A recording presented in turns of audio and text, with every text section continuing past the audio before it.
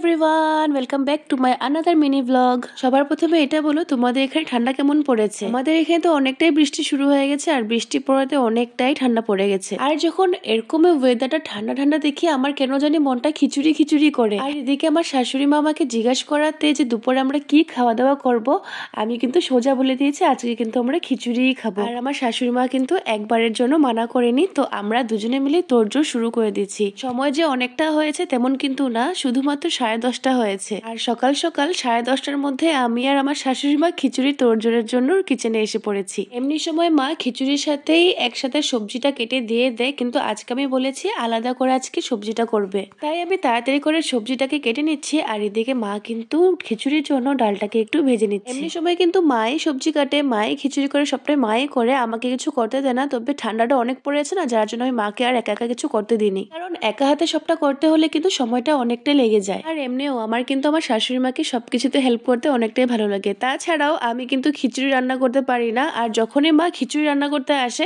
আমি সবসময় আসি এটা দেখার জন্য যে খিচুড়িটা কিভাবে রান্না করছে আমি শিখবো, কিন্তু আজ অব্দি এটা আমার শিখে ওঠাই হয়নি। অনেকবার মাকে রান্না করতে দেখেছি, মা আমাকে বলেও দিয়েছে, কিন্তু আমি এখন অব্দি খিচুড়ি বানাতে শিখিনি। আর এটাও একটা কথা, আমি কিন্তু কোনো সময় খিচুড়ি কিভাবে বানাই মানে ট্রাইও করিনি। যেহেতু ট্রাই করিনি, আর আমার ধারণা ওটাই থেকে গেছে যে আমি খিচুড়ি রান্না করতে পারি না। তবে কোনো একদিন আমি খিচুড়ি রান্না করবো, তোমাদের দেখিয়ে দেবো আমি সত্যি সত্যি পারি কি পারি না। কথা বলতে বলতে আমার কিন্তু সমস্ত সবজি কাটা হয়ে গেছে, আর অনেকগুলো সবজি হয়েছে। আর সবজি কাটতে কাটতে মার কিন্তু মোটামুটি খিচুড়ি রান্না করা হয়ে গেছে। কিছুটা জাস্ট আর একটু বাকি আছে হওয়ার, তো আমি ভাবলাম ধমাধম করে আমি সবজিগুলোকে ধুয়ে দিয়ে দিই, তাহলে মার অনেক তাড়াতাড়ি হয়ে যাবে। সবজি কাটা বলো বা সবজি ধোয়া এসব করতে মা আমাকে দেয় না একটা মাত্র কারণ কি আমি অনেকটাই লেজি। এই সবজি কাটতে আর সবজি ধুতে আমি অনেকটাই সময় লাগিয়ে দিই।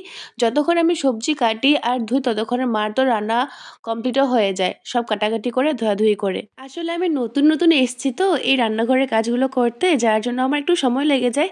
তবে হ্যাঁ, আমার শাশুড়ি মা কিন্তু এসব নিয়ে আমাকে কখনো বকে না। সবজি তো কেটেছি তার সাথে কিন্তু ফুলকপি ডাঁটা অনেকগুলো কেটেছি, কারণ লাবড়া মধ্যে একটু ডাঁটা সাটা হলে কিন্তু ভালোই লাগে। অনেকগুলো সবজি আর ডাঁটা ধুয়ে নেওয়ার পর এখন কিন্তু আমি বাঁধাকপি আর ফুলকপিটাকে আলাদা করে ধুয়ে নিচ্ছি। সবকিছু কিন্তু আমি আলাদা আলাদা করে রেখেছিলাম। এদিকে আমার সবজি ধোয়া কমপ্লিট হয়ে গেছে, আর মা এখানে কড়াই কিন্তু বসিয়ে দিয়েছে, তার মধ্যে তেজপাতা শুকনো লঙ্কা সবকিছু দিয়ে দিয়েছে। আমার সবজি কাটা শেষ হয়েছে, আর মা কিন্তু এতটুকু সময় লাগায়নি, মা কিন্তু সম্পূর্ণ সবজিটা বসিয়ে দিয়েছে। আর আমি তো হয়রান হয়ে গেছি সবজি কাটতে আর ধুতে। এদিকে মেশিনে দেওয়া সমস্ত জামা কাপড়গুলো ধোয়া হয়ে গেছে, এবার ছাদে যাই আর কাপড়গুলোকে দিয়ে আসি। কাপড়গুলো ছাদে দিয়ে আস্তে আস্তে কিন্তু মার সবজি রান্না করাও হয়ে গেছে, আর আমি কিন্তু থালায় সম্পূর্ণভাবে বেড়ে নিয়েছি। চলো আমি এখন গরম গরম খিচুড়ি টেস্ট নিই। আজকের মতো টাটা।